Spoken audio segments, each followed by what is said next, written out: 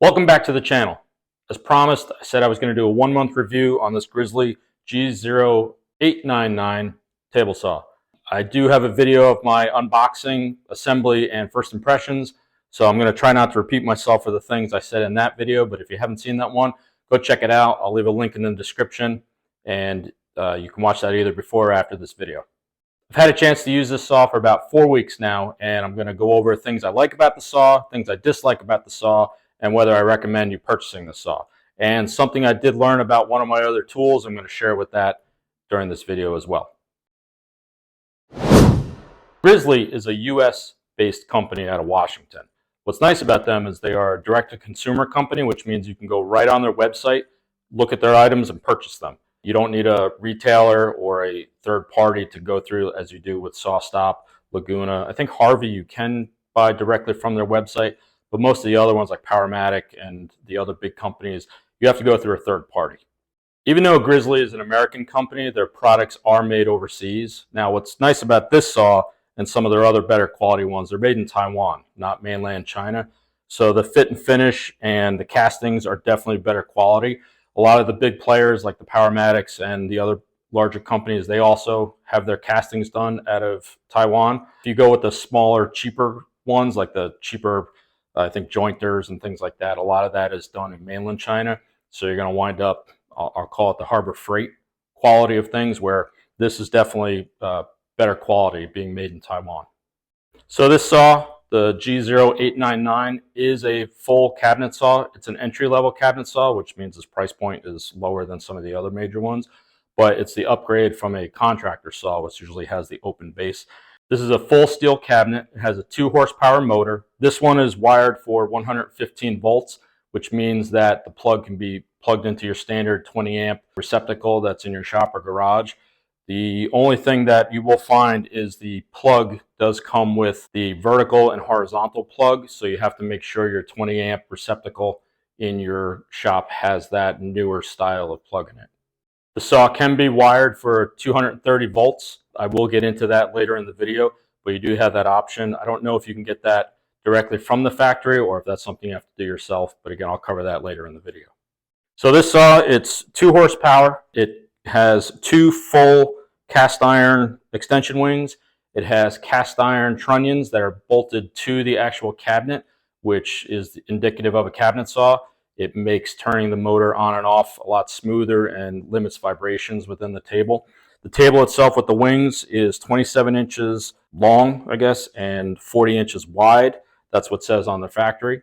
The right side of the fence, they say it's listed at 31.5 inches. I was able to push it out a little bit more. The pads don't touch the rail as much, but I was able to get over 32 inches with that. And if you switch the fence on the other side and put it on the left side of the blade, they say it's 11 3/8 rip. Again, I was able to push it out to almost 12.5. I don't really do any ripping on that side. You can push it a little beyond. It has 2 pads on the fence that you have to make in contact with the rail. If not, it won't stick to it. The fence is a cam lock T-square sliding fence. It's not attached to the rail. It just sits on it. It's very similar to like the Delta contractor saws, which I know when people buy those saws, that's one of the main reasons why they buy those saws, because the fence is really nice on those. Also with this fence, you have the ability to slide the fence off and lie it down and lock it in, so you get that thin rip little fence piece that is really nice about this style fence. Dislikes about this saw. There's not too many of them. I think I gave it a little harder time in my assembly video, but after using this for 4 months, there are still some dislikes.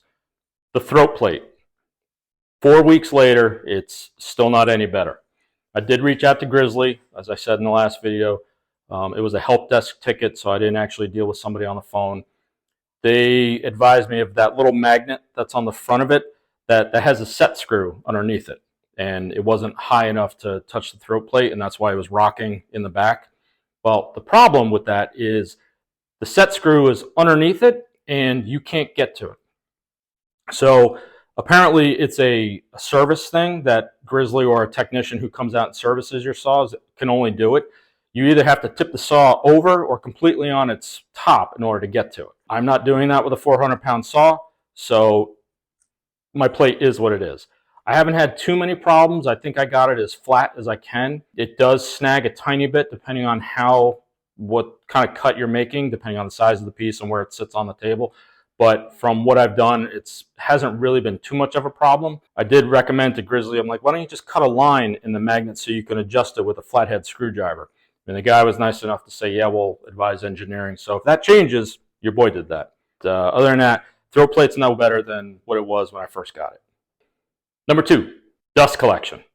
Now, this might be indicative of all cabinet saws. I don't know. I don't have tons of experience with cabinet saws, especially in my own garage.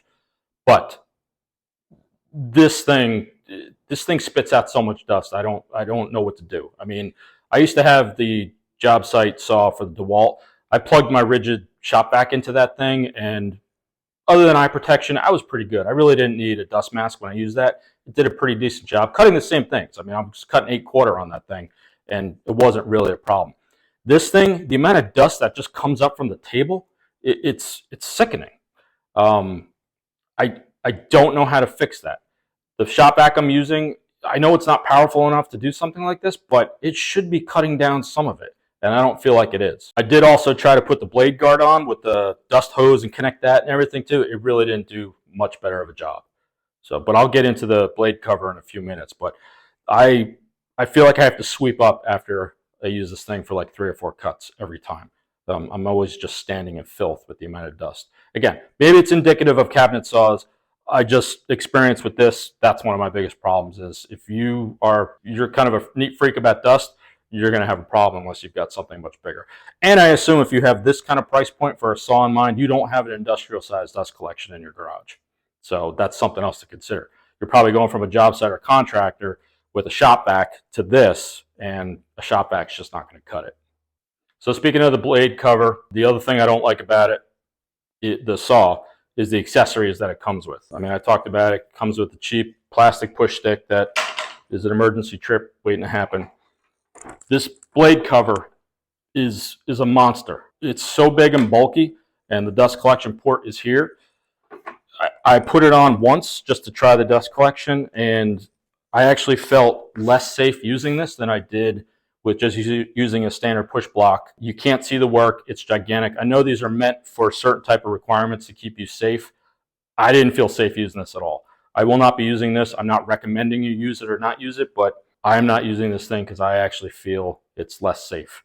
So the push block is garbage that it comes with. The miter gauge is cheap. It's heavy, but it's just a 45 or a 90 degree positive stop, one that doesn't have the ability to put any kind of auxiliary fence on it. So get yourself an aftermarket one if you're buying the saw. I think you'll be better off. Setup. Setup has been, it's been a 4-month process. I finally, I would say last week, got this to where I'm cutting perfectly 90 degree cuts, and I'm not burning and bogging down as much as I was in the beginning.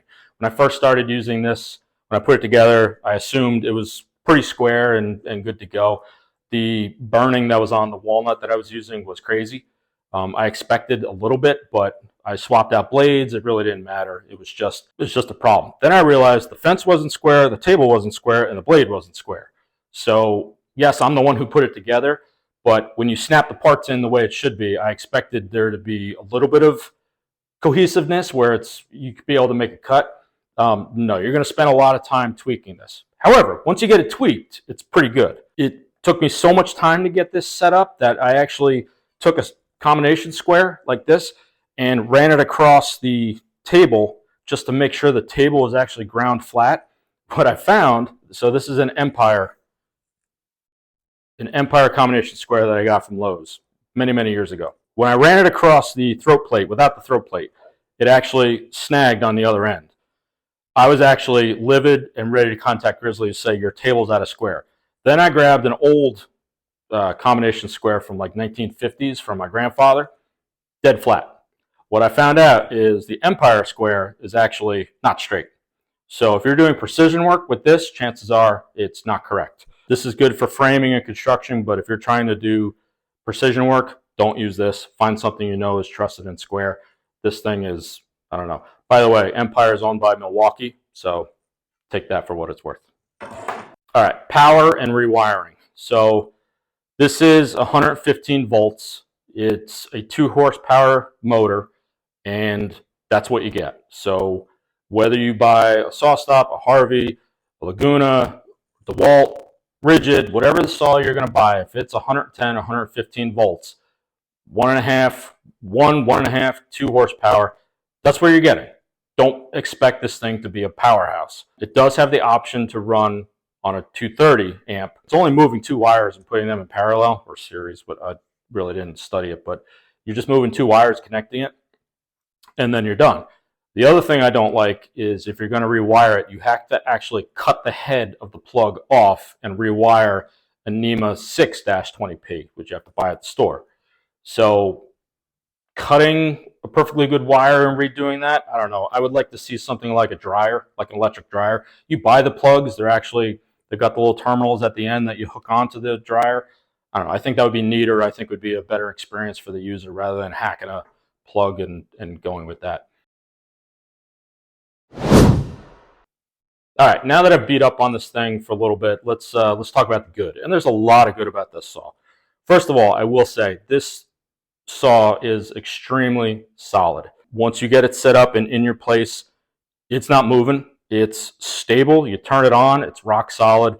You're moving a heavy piece of wood across it, it doesn't budge. I mean, it's 400 pounds and it just stays where it is and it's smooth. So I gave it a hard time a little bit when I first unboxed it. There were some chips and a little bit of on the wings. They didn't get the black paint off and things like that. Honestly, once you get moving with this thing, you're not going to care about that stuff. It's a tool. It's not a piece of jewelry. In fact, after the first day I had it and I put a nice coat of wax on it, I did some cutting board glue ups and I put wax paper down on this and I had it sitting there for a while, not realizing that I should have moved it later on in the day. Well, now I've got glue stains. It's not glue, it's just staining actually on the table.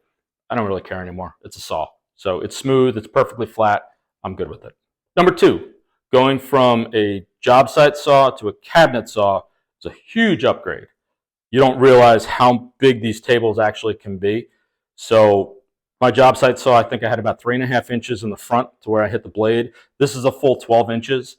So having that in the front is so much nicer and so much safer to any of the type of cuts I'm going to be doing. Again, I know you're going to get that with every cabinet saw, but it's just something that I'm really happy with from purchasing this type of saw.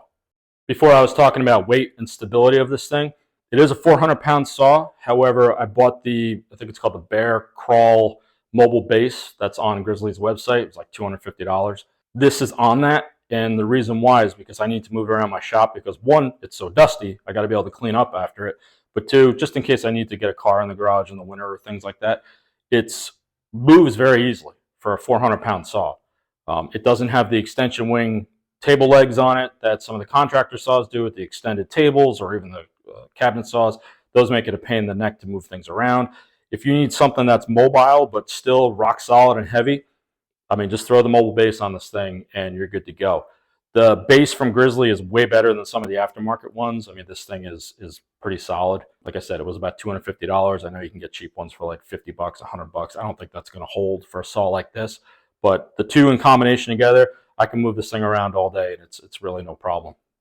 All right, number 4, what I love about this saw is the price. So I've done a lot of research with saws before I decided to pull the pin on this. I watched a ton of videos online.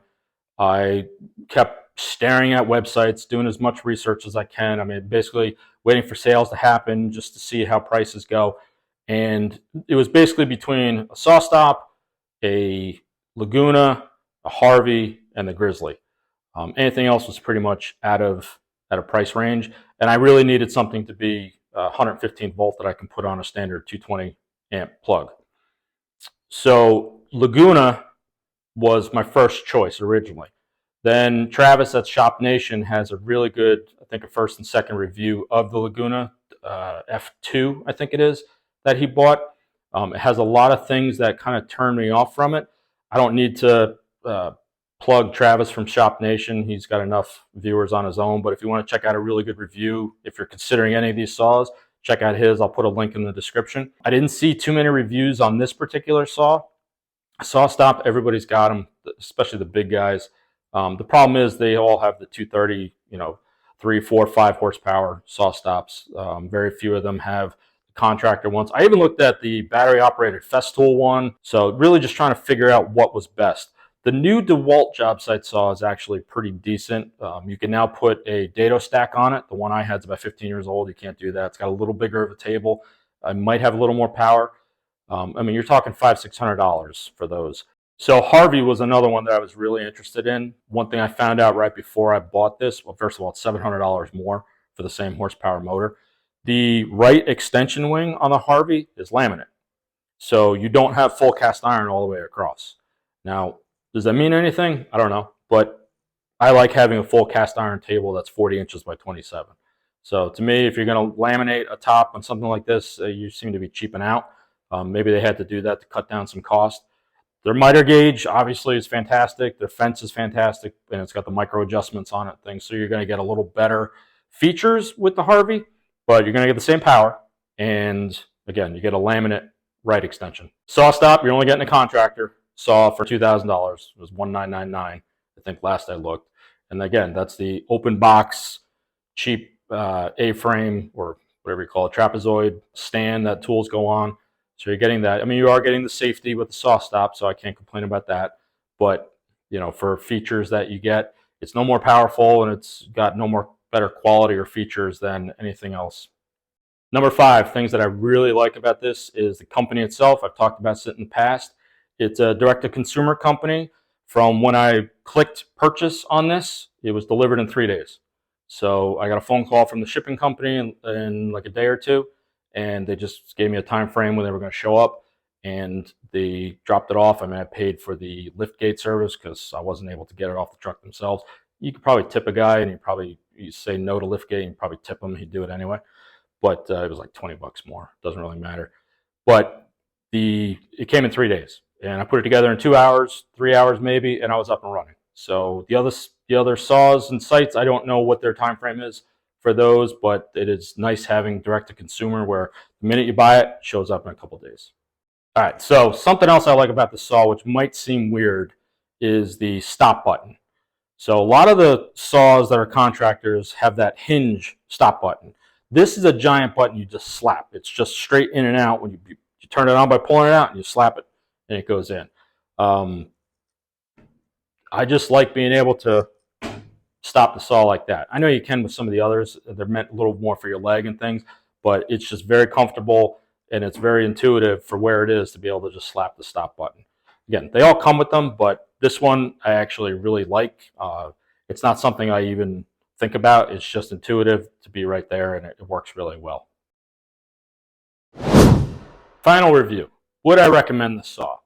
So I am not a 9-to-5 woodworker in the sense that I do it 5 days a week, commercial cabinet shop, pumping out projects left and right, trying to make a living.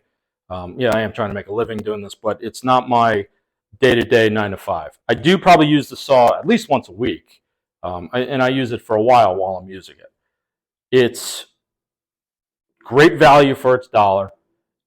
Once you dial it in, it's very consistent with the cuts. If you're looking at this saw, you're probably not comparing it to a 5 horsepower saw stop or a $5,000 Powermatic. You're probably looking at either to upgrade to a better job site saw, move into the contractor saw world, or an entry-level cabinet saw, like the 4 that I mentioned before. Out of those 4 cabinet saws, I would recommend this saw. This saw is fantastic for its price. You are not going to get better features, I think, for anything less than what this is. Again, Laguna is only $200 more, but if you see some of those reviews, the fence deflects when you get out a certain way. This fence does not move. You get a little cheaper in some of the other materials. This thing is fantastic. The trunnions are full cast iron. They're smooth as anything. There's no vibration in the saw. And again, it is rock solid. It's a 2 horsepower saw. So 2 horsepower is 2 horsepower is 2 horsepower on 115 volts. So going to a Harvey or going to a saw stop or Laguna is 1.75. You know, I don't think you're going to get any more power out of it if you're running off the 115. If you bump it up to the 230, I don't know what that's like in experience-wise. I'm sure it runs more efficiently and it might have a little more power, but I don't, it's still a 2 horsepower motor. So keep that in mind on what your actual horsepower needs are. One thing that did kind of upset me was right before I pulled the trigger on this, the saw was selling for $1,600. I don't know if that was the exact same model or their previous model and they were just trying to clearance it, but it was right before tariffs kicked in and it went from $1,600 to $1,900. Again, $300, not the end of the world, but when you see that happen just when you're about to buy it, it's kind of upsetting. Prices are not going to go down. You may get a Black Friday deal with Grizzly. You may get a holiday deal, but generally you just don't see sales on their website unless they're trying to move old inventory. But for $1,900, I'm very happy I bought this. Given my current situation, would I buy this again? I would say yes. So that's my 1 month review of the G0899 Grizzly table saw. I hope you enjoyed it. I hope you got something out of it. If you like this kind of content, please like and subscribe. If you haven't seen the first video, check it out. The link's down in the description. Thanks for watching. If you comment, let me know what kind of videos you want to see. Maybe I can try to get that done. Nope, that was terrible. So that's it, my 4 month review of the, and